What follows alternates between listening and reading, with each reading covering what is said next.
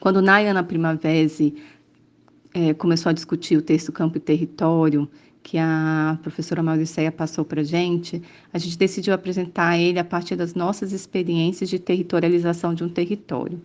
E aqui eu vou mostrar um pouquinho da minha experiência aqui, né? Eu moro aqui nessa setinha e ao meu lado tem uma escola, que é a escola que a minha filha estuda, a Escola da Árvore. E nessa escola a gente decidiu formar uma comunidade que sustenta a agricultura. No texto Campo e Território fala muito de como a agricultura familiar fica refém desse mercado que tem, né, esse mercado capitalista, assim, no final das contas eles têm que produzir o que o mercado quer pelo preço do mercado.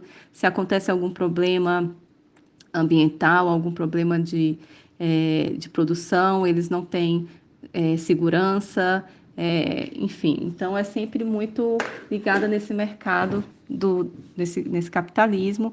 E, então, uma comunidade que sustenta a agricultura tentam criar uma nova cultura, né? E uma nova relação entre o campo e a cidade. E aqui a gente formou, né, a CSA, a Escola da Árvore. E como é que funciona? Toda semana a escola recebe uma cota, uma cesta, com os alimentos da semana para a escola, e os pais e várias famílias também recebem a sua cota, e todo mês a gente paga para os agricultores uma mensalidade.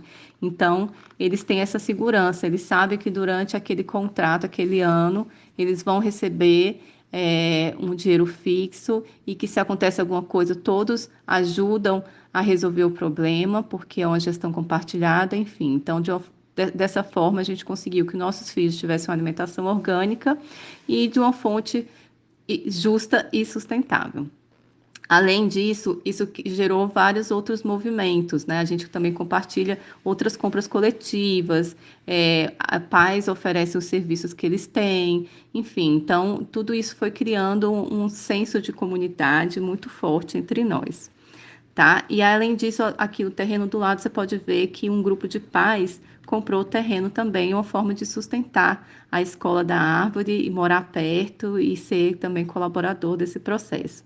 Do meu outro lado tem outros vizinhos também, e entre nós a gente faz várias compras coletivas de frutas, de morangos, de pães, de alimentação, e a gente também troca o que a gente produz, né? Mel, iogurte, plantas medicinais. Então, assim, eu queria falar um pouquinho mais do princípio do CSA, por conta dessas questões que estão no texto, né? E então, uma comunidade que sustenta a agricultura tem como seu princípio básico que o mundo não muda sozinho, né? Que a gente precisa estar juntos e colaborar de forma mútua para que isso funcione. Essa mudança do mundo para o mundo melhor funcione, né? Então, quais são os princípios do CSA? Aqui tem um slide mostrando. Apoio mútuo é o princípio do servir às necessidades uns dos outros, fazendo uso para isso dos dons que cada um tem, né? Passar da cultura do preço para a cultura do apreço. Deixar de enxergar o cultivo e o consumo de alimentos como um comércio, mas sim como um ato de colaboração mútua e coletiva que envolve cada ser. A possibilidade de diversificação do cultivo, a possibilidade de diversificar o cultivo de alimentos, né? Isso é uma coisa muito importante, porque pode ser conversado entre agricultor e coagricultor. E para isso, a aceitação dos alimentos de época, né? Os coagricultores passam a compreender que os alimentos são sazonais. Relação de amizade. O desenvolvimento contínuo desta parceria existente no CSA proporciona o aprofundamento das relações de amizade entre agricultores e coagricultores. Gestão compartilhada. Na CSA, a gestão é compartilhada entre agricultores e coagricultores, cada qual com a sua contribuição, né? Distribuição independente. O transporte dos alimentos, ele é feito pelos agricultores ou coagricultores sem depender de terceiros. Manutenção do tamanho apropriado. Uma CSA não tem pretensão de alimentar o mundo inteiro. O que se quer é sustentar uma comunidade de pessoas que trabalham em conjunto. E para isso, deve ter em mente que o organismo agrícola e os agricultores irão cultivar alimentos de qualidade para uma quantidade limitada de coagricultores. Aprendizagem mútua, reconexão do campo com a cidade através do conhecimento promovido pela aproximação é o foco deste princípio. Quando se estabelecem relações de proximidade entre o campo e a cidade e os entes envolvidos estão conectados, agricultores e coagricultores passam a descobrir a riqueza de conhecimento que cada qual tem. E a estabilidade, né, que é caminhando que se faz o caminho, que a gente vai construindo todos esses princípios aos poucos no dia a dia.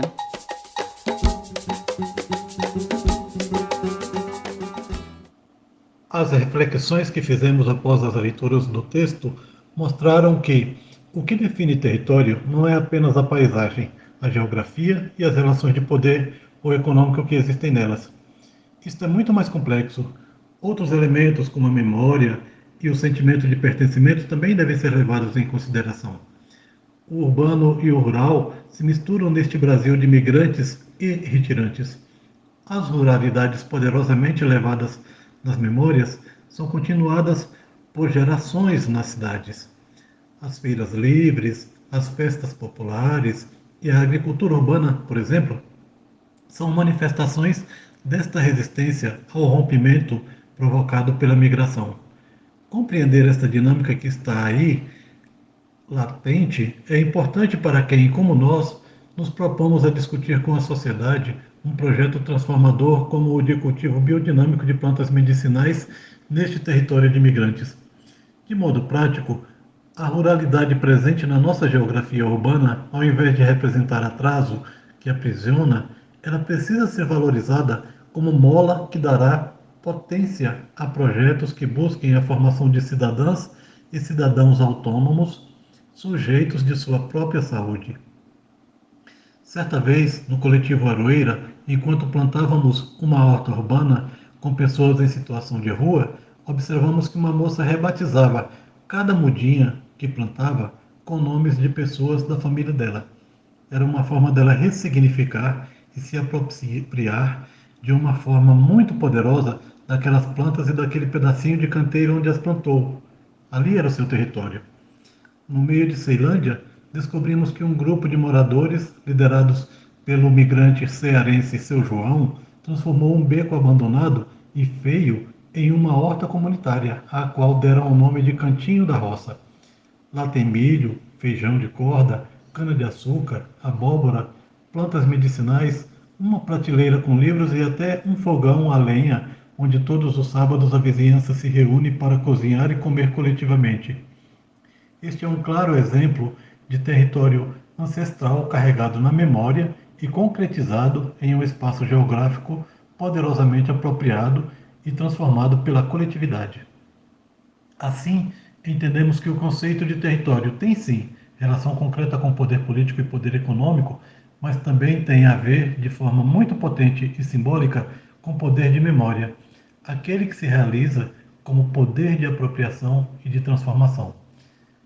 Neste sentido, território também é algo que se carrega, uma potência que se pode trazer latente na alma e no peito. Assim podemos dizer que, onde está o seu coração, aí está o seu território.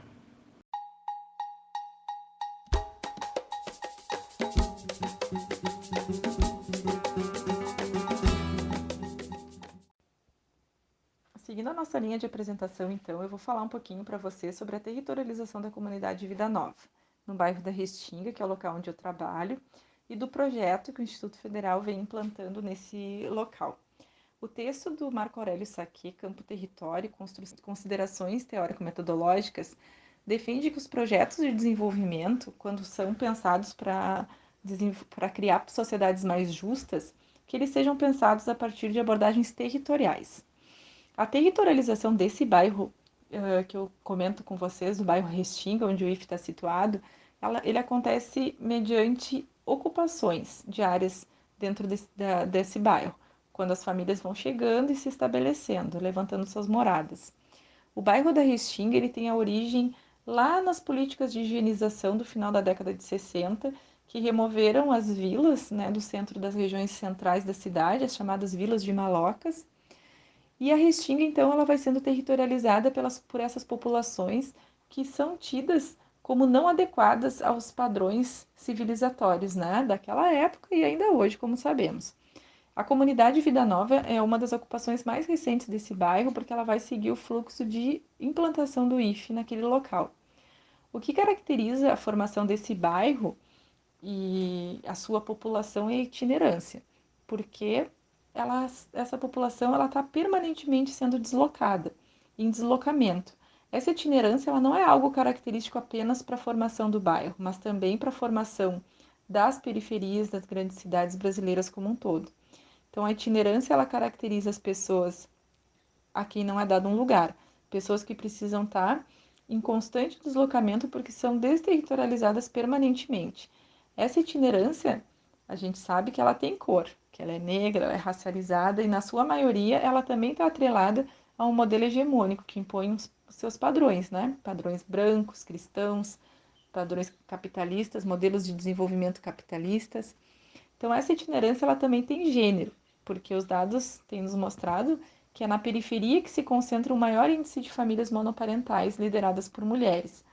Essa itinerância também está vinculada a um modelo de apropriação do território, que em dados momentos da nossa história começa a expulsar as pessoas, né, dos campos, das zonas de campo, das zonas de floresta, nesse processo que começa lá na colonização, continua no pós-abolição, na Revolução Verde, que continua a expulsar as pessoas ainda hoje, né, com esse modelo de agronegócio que a gente tem. Então, o autor do texto, Marco Aurélio, ele vai falar sobre isso quando ele diz que as exclusões territoriais levaram e ainda levam as migrações para as cidades.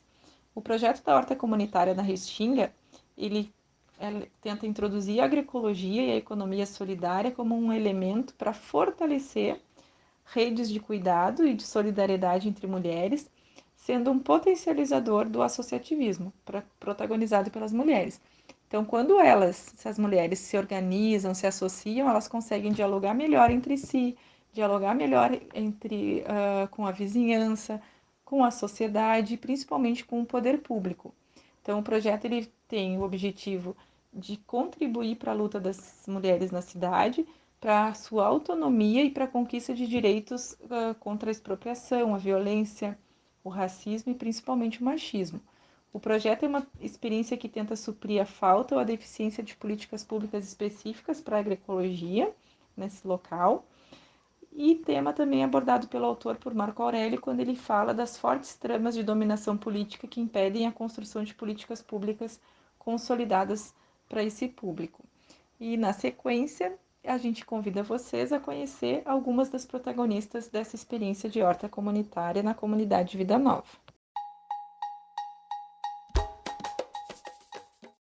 Curso técnico em agroecologia no Instituto Federal da Restinga. Vim falar agora sobre o projeto da horta, que com parceria com o Instituto Federal, e nós agora estamos no início da horta. Nós já fizemos a limpeza do terreno, já cercamos também uma parte, e agora nós estamos lidando com o solo, nós estamos fazendo o tratamento do solo para depois fazer o plantio. Uma boa tarde a todos. Que eu tenho para falar que horta não é luxo, sim uma necessidade, ainda mais nesse momento de pandemia, onde as pessoas têm que aprender a valorizar a comida orgânica, sem veneno, sem agrotóxicos. Nós começamos um trabalho aqui na comunidade muito puro, com o apoio do Instituto Federal, onde a gente fez primeiro, limpamos a área, agora estamos tratando o solo e vão começar a plantar as plantas de cobertura, que amanhã depois vão virar adubo para o próprio solo. Então, eu acho que só veio agregar essa horta para a comunidade, porque as pessoas vão diferenciar o sabor de uma verdura, de uma fruta que é comprada no mercado, uma fruteira, com a que é daqui da horta, sem agrotóxico, só com adubo orgânico.